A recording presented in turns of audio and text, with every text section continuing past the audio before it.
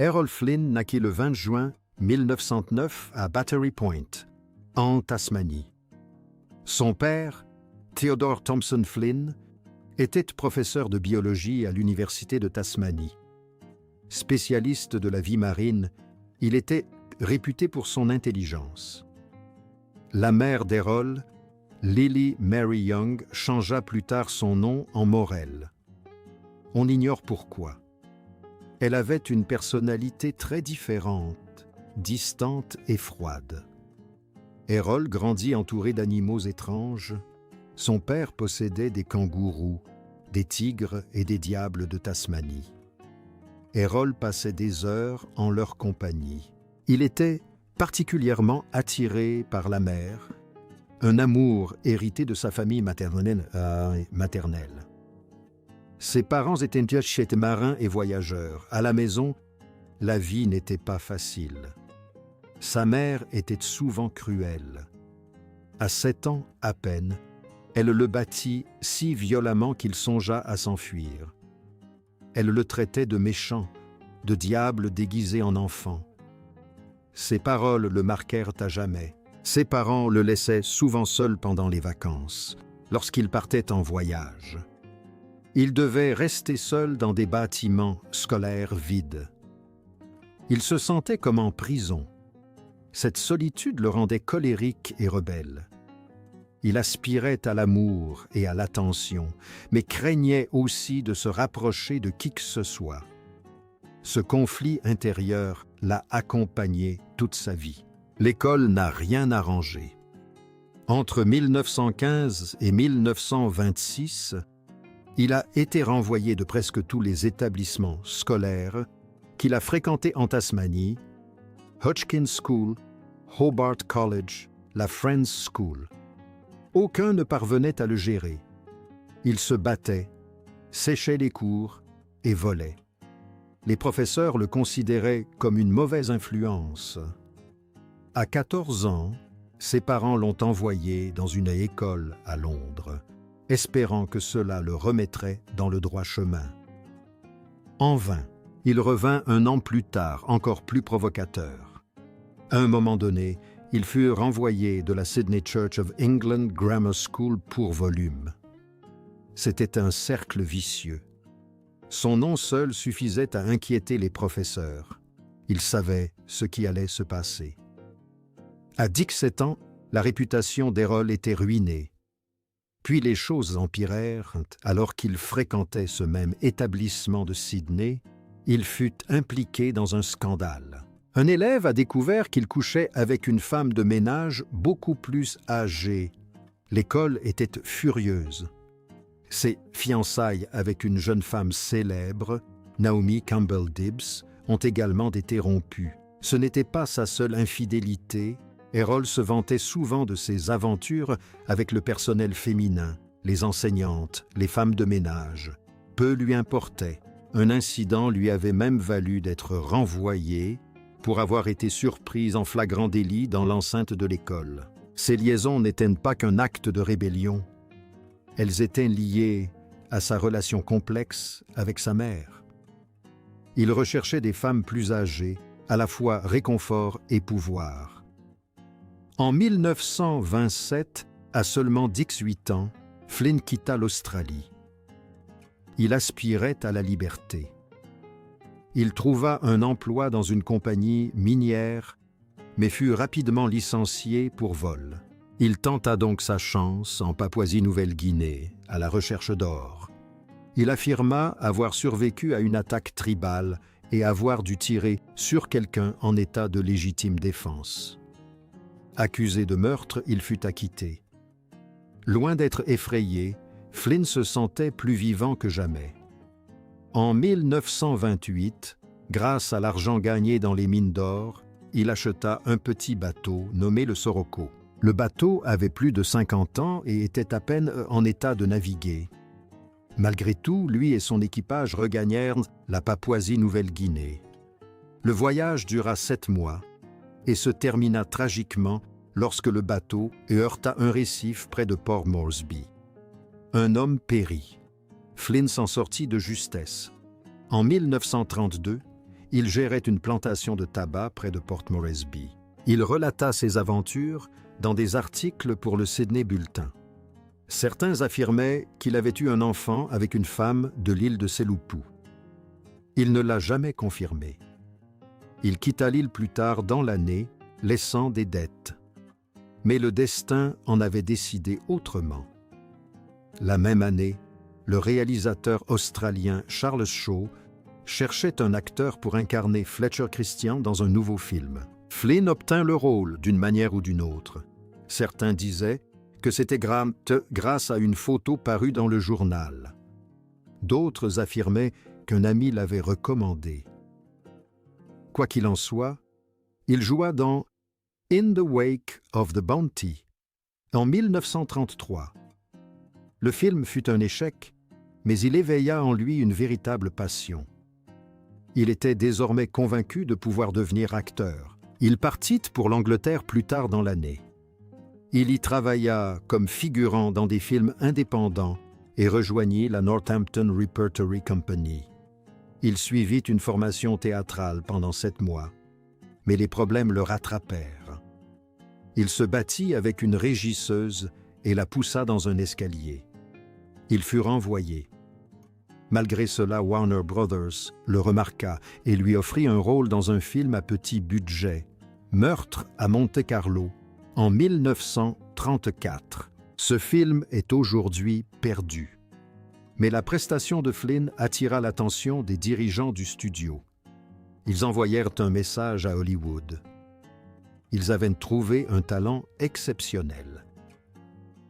En novembre 1934, à 25 ans, Flynn embarqua sur un paquebot nommé le Paris.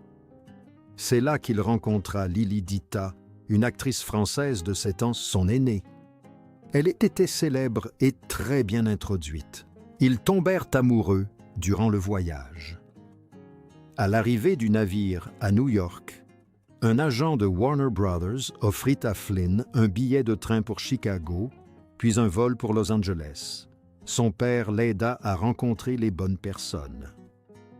Le parcours hollywoodien de Flynn prit une tournure inattendue. Warner Brothers ne voulait pas qu'il paraisse trop étranger. Bien qu'il soit né en Tasmanie, ils prétendirent qu'il était irlandais.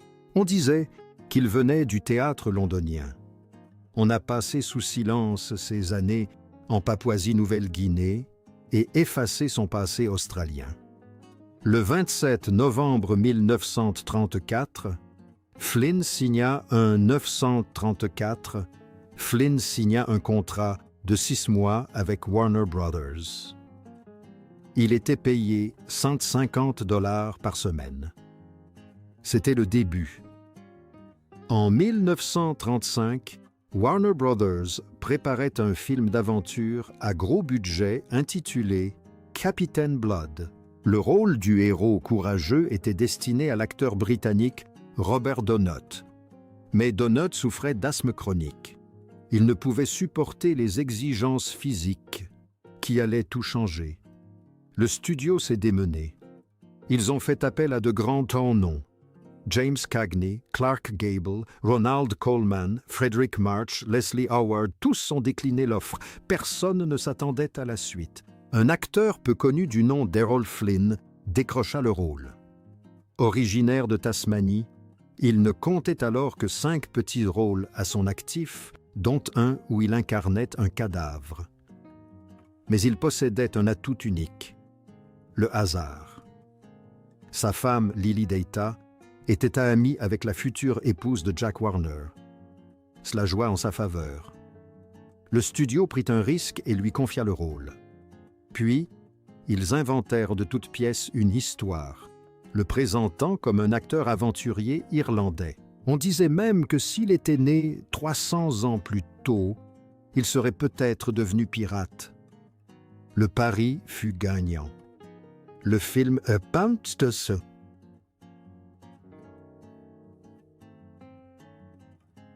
Captain Blood coûta 1002. Entre 42 millions de dollars et en rapporta 1300. quand 57 millions aux États-Unis et 1,73 million à l'étranger, Flynn devint une star du jour au lendemain. Un autre événement magique se produisit durant le tournage.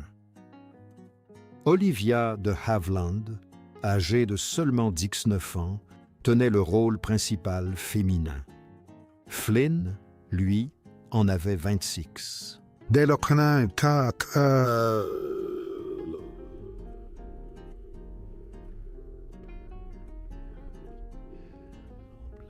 L'alchimie était palpable. Elle incarnait la fierté et la perspicacité. Il jouait l'arrogant et le charmeur. Le duo fonctionna à merveille. Le public les adora.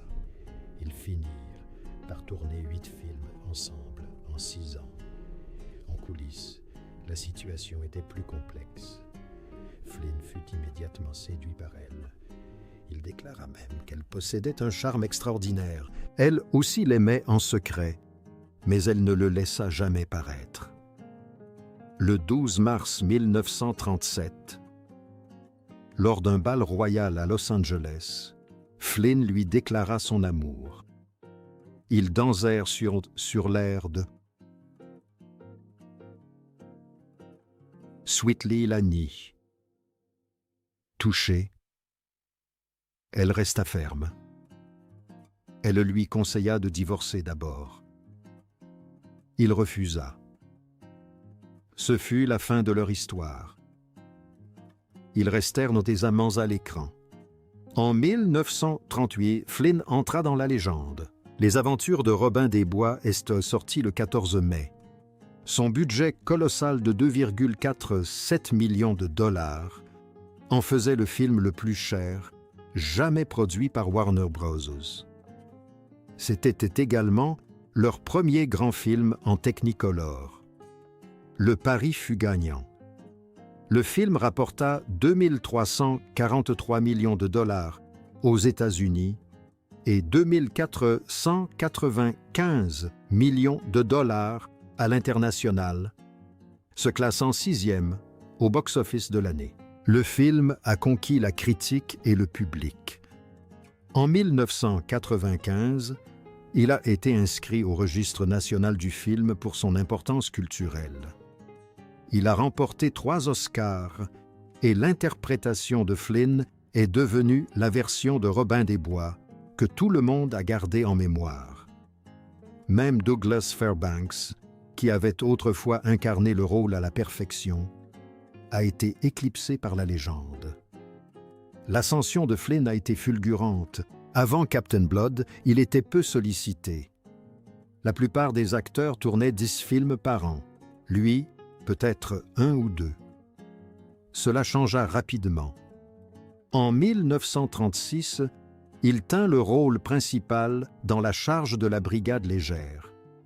Le film disposait d'un budget de 1,33 million de dollars.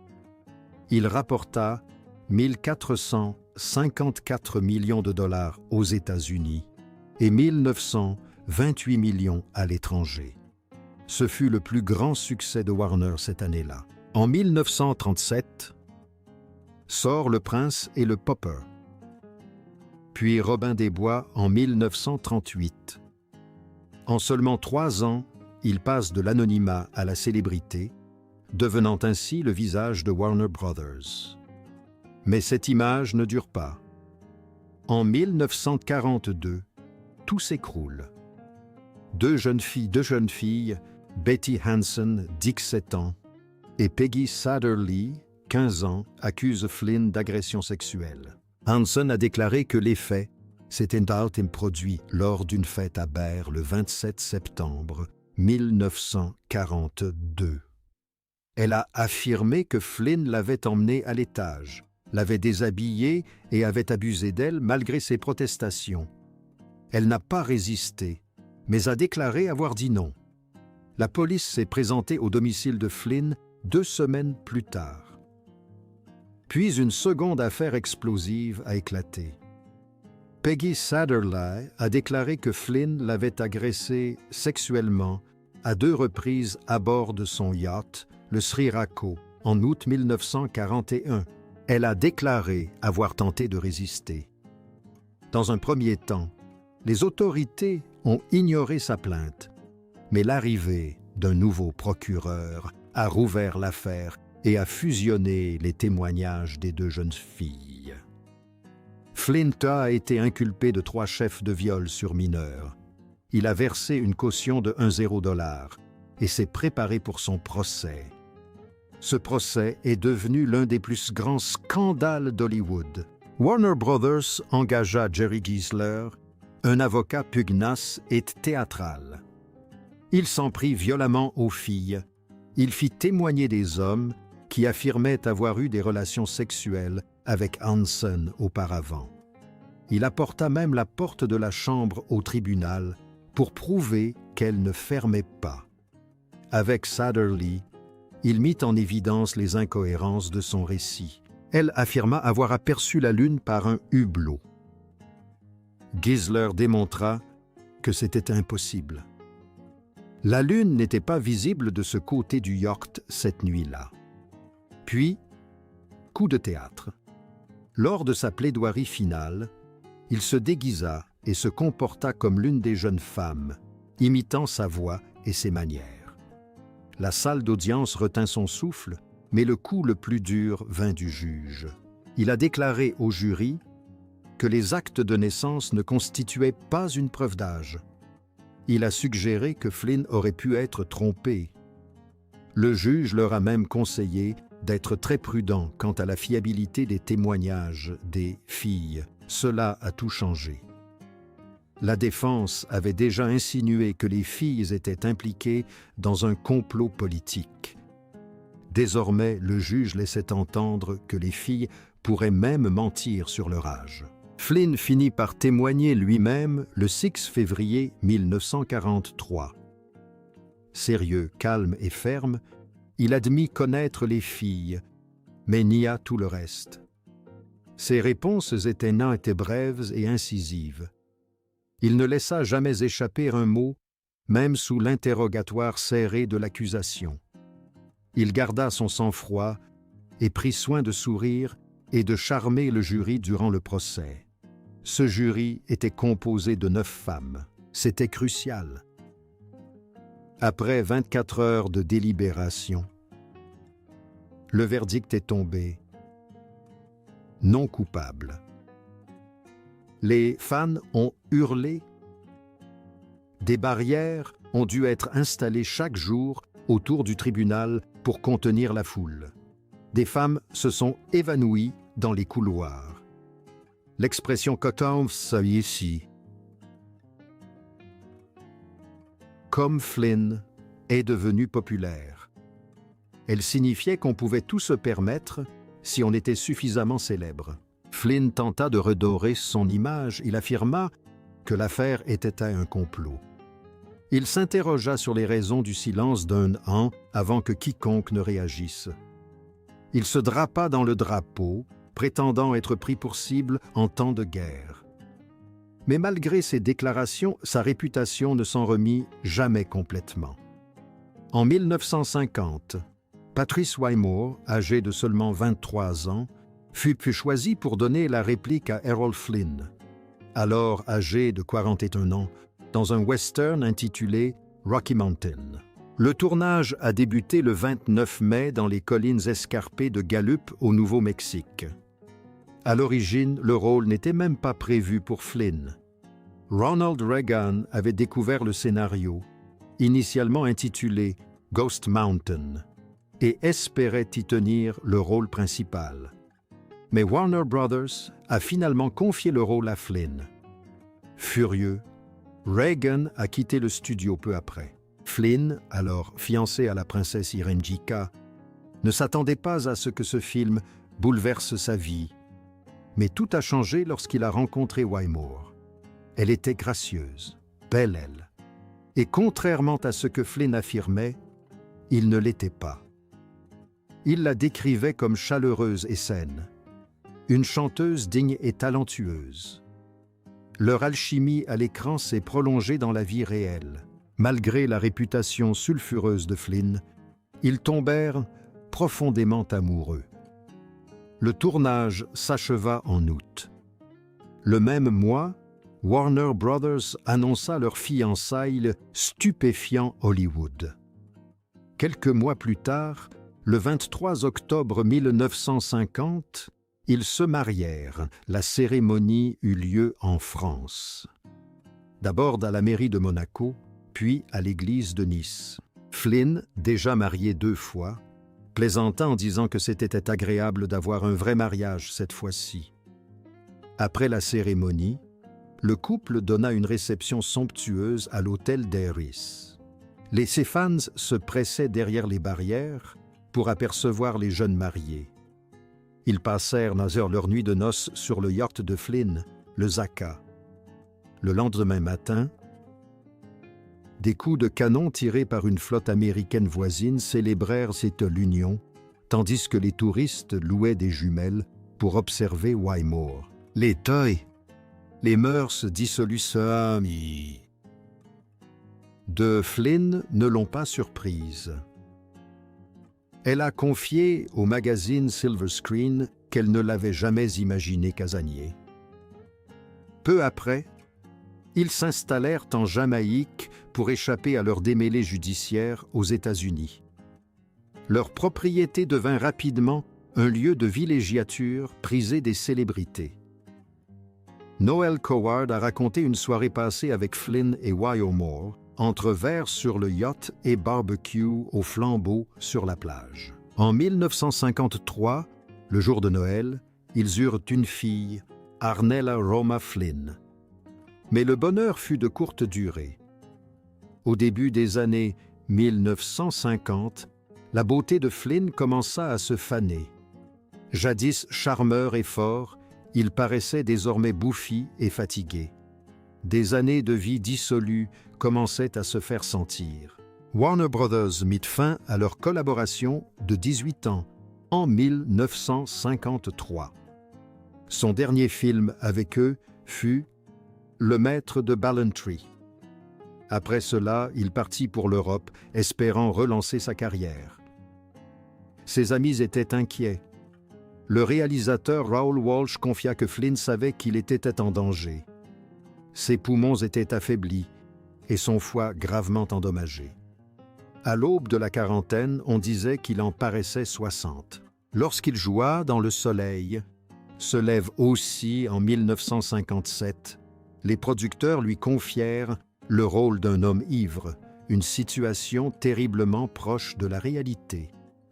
Il arrivait souvent sur le plateau en état d'ébriété et était parfois incapable de réciter une simple réplique. Sa santé était déplorable. Le paludisme, contracté dans sa vingtaine, se manifestait encore par crise. En 1942, pendant le tournage de Gentleman Jim, il s'effondra lors d'une scène, victime de sa première crise cardiaque, à seulement 33 ans. Il buvait 2 à 3 litres de vodka par jour. Lorsqu'il n'avait pas le droit de boire sur le plateau de tournage, il injectait de la vodka dans des oranges et les mangeait. Son foie a lâché en 1952 et l'hépatite lui a laissé des séquelles permanentes. La douleur s'intensifiant, il s'est tourné vers la morphine. Tout a commencé par des douleurs dorsales et s'est transformé en une véritable dépendance au milieu des années 1950. Le tabagisme lui a causé la maladie de Burgers, qui a endommagé les vaisseaux sanguins de ses mains et de ses pieds. Dans ses derniers jours, il souffrait de douleurs intenses aux jambes et au dos. À Vancouver, les médecins pensaient à de l'arthrite et lui administrèrent une injection de démorale. Il ne se réveilla jamais. Il mourut d'une crise cardiaque à 50 ans, mais l'autopsie révéla qu'il avait 75 ans. Les médecins estimaient qu'il n'aurait pas vécu 1 an de plus. Ses ressources financières commençait à s'épuiser. Flynn avait gagné des millions, mais à la fin des années 1950, il était ruiné. Le fisc le harcelait sans relâche. Son ex-femme, Lily Dita, obtint une pension alimentaire mensuelle, ce qui lui fit perdre son précieux domaine de Mulholland. Un projet de film raté en 1953, intitulé « L'histoire de Guillaume Tell », engloutit d'une partie de ses économies. Il l'avait financé lui-même et le film ne fut jamais achevé. Pire encore, son gestionnaire avait détourné une somme considérable. Flynn continuait de dépenser sans compter, comme s'il était encore riche. Son yacht à lui seul lui avait coûté une fortune. En 1959, il fit voile jusqu'à Vancouver pour tenter de le vendre. C'était tout ce qui lui restait. À sa mort, ses finances étaient si embrouillées qu'il fallut 14 ans pour régler sa succession. Des documents ont révélé qu'il avait acheté des terres en Jamaïque, espérant dissimuler quelque chose au fisc et à Lily Dita. Puis vint la période la plus troublante de ces dernières années. En 1957, Flynn rencontra Beverly Hadland, alors âgée de 15 ans, sur un plateau de tournage. Elle travaillait comme danseuse dans la comédie musicale Marguerite. L'étoile du matin. Flynn organisa une rencontre avec elle par l'intermédiaire d'une costumière et l'invita à auditionner pour un rôle dans une propriété privée. Beverly a déclaré plus tard qu'il n'y avait jamais eu de rôle. Il voulait simplement la séduire. Le soir même, après lui avoir offert du saké au dîner, il l'a ramenée à sa propriété et a passé la nuit avec elle sur une peau nue. Leur relation a duré jusqu'à sa mort. Il la présentait comme sa secrétaire et l'emmenait voyager à travers le monde. Il lui a même offert le rôle principal dans son dernier film Cuban Rebel Girls. Sa mère, Florence, soutenait ses ambitions, espérant qu'elle accéderait à la célébrité. Lorsque Flynn décéda à Vancouver en 1959, Beverly était à ses côtés. Plus tard dans la journée, elle parut désorientée, errant dans les rues et affirmant qu'il reviendrait de l'hôpital le lendemain matin, ignorant qu'il était déjà mort. Au cours du procès, il fut révélé que Beverly avait été exposée au monde des adultes dès son plus jeune âge et avait vécu une enfance profondément troublée et marquée par la vulnérabilité. Le dernier film de Flynn, Cuban Rebel Girls, était étrange, même pour lui. Il y interprétait son propre rôle, celui d'un homme aidant Fidel Castro à combattre Batista pendant la révolution cubaine. Il confia le rôle principal à Beverly, alors âgée de 6 ans. Le film fut tourné en 1958. Alors que la révolution faisait encore rage, Castro fit même une apparition à l'écran. Bien que cela n'ait pas été mentionné, Flynn était sincèrement enthousiasmé par la cause de Castro. Il était le seul journaliste présent avec Castro la nuit de la fuite de Batista. Il a relaté l'événement dans un journal new-yorkais. Ses articles sont tombés dans l'oubli jusqu'en 2009, date à laquelle ils ont été retrouvés dans des archives texanes. Patrice Wymore n'avait que 27 ans lorsqu'elle a donné naissance à sa fille Arnella, le jour de Noël 1953. Ils étaient à Rome et Errol Flynn, son mari, avait 44 ans. Il était encore une star, mais sa gloire à Hollywood s'estompait rapidement. Patrice, quant à elle, avait gravi les échelons du cinéma, décrochant des rôles importants aux côtés de Doris Day et Kirk Douglas. Mais la naissance d'Arnella l'a contrainte à mettre sa carrière entre parenthèses. Elle s'est consacrée pleinement à son rôle de mère et de compagne. Ils ne s'installèrent pas en un seul endroit. Leur vie se partageait entre leur maison en Jamaïque et de longues croisières sur le yacht de Flynn, le Zaka. leur propriété jamaïcaine devint un lieu de villégiature prisé des célébrités. Truman Capote, Ava Gardner, Noel Coward, tous y ont séjourné. Coward a même écrit dans son journal avoir pris un verre sur le yacht de Flynn et dîné sous des palmiers éclairés au flambeau. Arnella a grandi dans le luxe, les voyages et l'ombre de la célébrité. Elle a suivi sa propre voie artistique, travaillant comme mannequin en Europe dans les années 1970. Mais sa vie s'est terminée tragiquement. En 1998, elle est décédée d'une overdose à Kingston à seulement 44 ans, l'âge qu'avait son père à sa naissance. Les répercussions des tourments d'Errol Flynn ont rattrapé sa fille. En 1955, 2 ans seulement après la naissance d'Arnella, Patrice et Flynn travaillèrent ensemble sur un film intitulé King's Rhapsody. Ce film, qui se voulait grandiose, était une comédie musicale britannique aux costumes somptueux et à l'intrigue d'un triangle amoureux royal. Flynn y incarnait un roi et Patrice une princesse, mais ce fut un échec. Les critiques le jugèrent rigide et maladroit. Ce fut l'un des rares échecs de son réalisateur, Herbert Wilcox, et marqua la fin des collaborations cinématographiques majeures entre Flynn et Patry. Leur collaboration ne s'arrêta pas là. Ils se tournèrent vers la télévision. Le Harold Flynn Theatre fut lancé en 1956. Flynn animait l'émission et jouait dans un épisode sur 4. Patrice y fit une apparition, notamment dans un épisode avec leur fils Sean Flynn. Mais en coulisses, la situation était difficile. Flynn admit plus tard que tous les bénéfices de l'émission servaient à rembourser ses dettes. À cette époque, la santé de Flynn se dégradait rapidement. Il n'avait que 4 ans et demi, mais des années d'abus d'alcool et de drogue avaient en laissé des traces visibles. Patrice est restée à ses côtés plus longtemps que la plupart des gens ne l'auraient né fait. Elle s'occupait de la maison, élevait leur fille et essayait de stabiliser Flynn, qui buvait jusqu'à 3 litres de vodka par jour.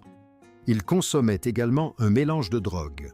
Dans ses mémoires, il racontait que Patrice était chaleureuse et aimante et que personne ne s'était autant efforcé de le rendre heureux. Mais la situation s'est dégradée. Flynn est devenu imprévisible. Patrice a fini par se séparer de lui. Bien qu'elle n'ait jamais demandé le divorce, malgré tout ce qu'ils avaient traversé, elle est restée légalement mariée à lui. Il est décédé d'une crise cardiaque à Vancouver en 1959. Il n'avait que 50 ans. Il passa ses derniers jours avec une jeune fille de Tuckey, de 17 ans nommée Beverly Adland, une relation qui avait débuté lorsqu'elle n'avait que 15 ans. Patrice se retrouva avec la lourde tâche de clore ce chapitre de sa vie. Elle hérita de son domaine jamaïcain, 800 hectares de cocotiers, un ranch et une somptueuse demeure. Elle tenta de relancer sa carrière en se produisant dans des clubs de Las Vegas et en acceptant des rôles dans des comédies musicales. Elle obtint même un petit rôle dans Ocean's 11 en 1960. Mais à la fin des années 1960, elle abandonna définitivement le cinéma. Elle retourna en Jamaïque et géra une entreprise de meubles en osier. Elle s'occupait également d'un élevage de bétail. Elle ne se remaria jamais et vécut paisiblement là-bas jusqu'à sa mort en 2014, à l'âge de 87 ans. Au fil des ans, Patrice prit souvent la parole pour défendre Flynn. En 1980, une biographie de Charles M. accusait Flynn d'être un espion nazi. Patrice ne resta pas silencieuse. Elle se joignit à d'autres, comme l'acteur David Nann, pour qualifier ces allégations d'absurdes. Elle souligna que Flynn avait en réalité tenté d'aider les services de renseignement britannique pendant la Seconde Guerre mondiale. Il avait même proposé de rejoindre l'OSS, mais sa candidature avait été rejetée en raison d'une maladie cardiaque. Le FBI l'avait surveillé sans rien trouver. L'auteur a déformé le lien entre Flynn et un médecin autrichien suspect. Patrice a déclaré qu'elle pensait que le public ignorait à quel point Flynn avait réellement soutenu les Alliés. Ses filles, Rory et Deirdre, ont même tenté de poursuivre l'auteur pour diffamation, mais l'affaire a été classée sans suite, la loi interdisant de diffamer les morts. Patrice a également évoqué la véritable personnalité de Flynn, celle qui se cachait derrière les gros titres. Il n'était pas toujours l'exubérant que l'on imaginait. Elle a expliqué qu'il pouvait être réfléchi, voire timide.